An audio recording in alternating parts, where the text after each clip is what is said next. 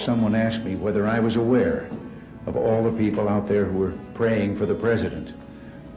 And I had to say, yes, I am. I felt it. I believe in intercessionary prayer. But I couldn't help but say to that questioner after, sometimes when he was praying, he got a busy signal. It was just me in there ahead of him.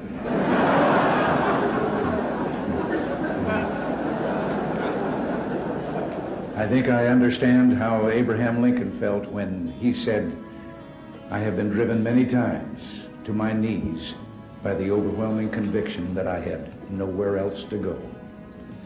Now, I realize it's fashionable in some circles to believe that no one in government should encourage others to read the Bible. That we're told that we'll violate the constitutional separation of church and state established by the Founding Fathers in the First Amendment. The First Amendment was not written to protect people and their laws from religious values. It was written to protect those values from government tyranny. I've said that we must be cautious in claiming God is on our side. I think the real question we must answer is, are we on His side?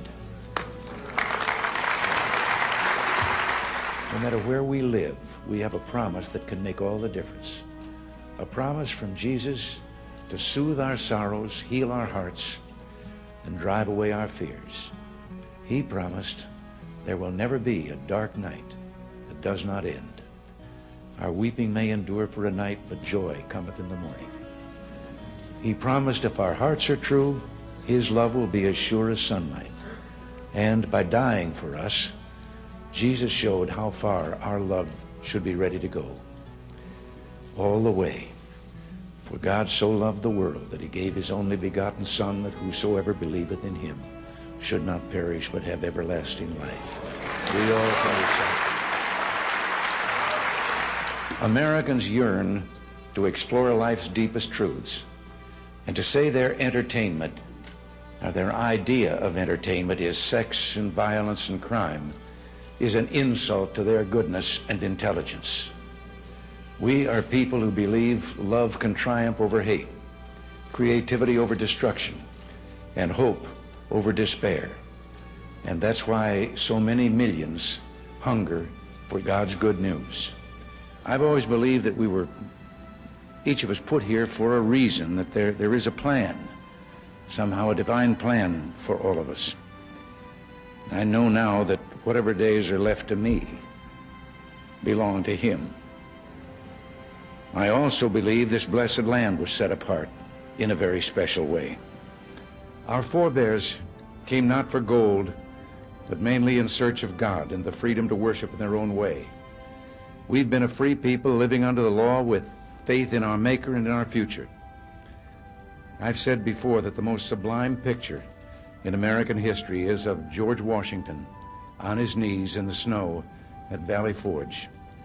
That image personifies a people who know that it's not enough to depend on our own courage and goodness. We must also seek help from God, our Father and Preserver. We'll never find every answer, solve every problem, or heal every wound, but we can do a lot if we walk together down that one path that we know provides real hope.